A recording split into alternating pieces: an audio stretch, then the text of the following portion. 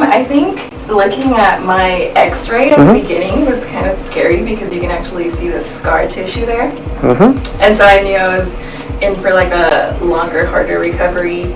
But I think the most important thing that has happened to, like with my visits here, was that I've learned a lot about my body. I've learned about like why certain things feel the way they do and like what to do when I have like certain types of pain, or like how to manage that, how to strengthen my core, my muscles, like all of the things that were kind of like. So I had a previous injury, and which was literally like, I want to say 8 years ago. And so that's something that I had been managing for a while, but because I, grad school and like just getting into work was really intense, I've kind of like left that to the side. But with COVID, and I am a teacher and like working online, sitting is kind of like something that I really don't do. Like in my classroom, I'm walking all day long, which is kind of like was part of my physical therapy. And so that's why I felt the pain a lot more being in like a seated position.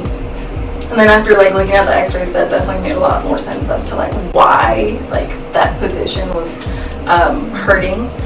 But yeah, I'm like working out every single day. I'm into it because I started running and then kind of like building up more endurance with starting with running first, and now I've been doing a lot more deep muscle work and like cardio circuits and things like that. And then most recently, like this past week, I've been able to get back onto my bike and like enjoy the outdoors. So I've been doing yoga sculpt, which is yoga positions plus like cardio work. And I'm not gonna lie, it's really, really painful, but I think learning how to like ice and stretch and all of those things has helped me manage that. So it's definitely not easy, but I'm definitely a person who loves routine, and so setting that routine, setting timers and reminders and things like that really, really have helped me. Well, because I don't know, sometimes when you wake up, like there's a lot more tightness and soreness depending on like what day I came. And so I definitely had to like time those things out to make sure that I had a longer stretch, or maybe I just needed to walk first before I could stretch. There you go. Those are the types of things that I like had to learn and like make a note of, instead of just like trying to jump. Yes, because I did have like more rigorous workout schedule when like the gym was open, and with that closing down, that kind of like stopped everything, kind of like figuring out, having to restructure. And like right now, school doesn't start for maybe like another 6 weeks, but we're starting to plan right now.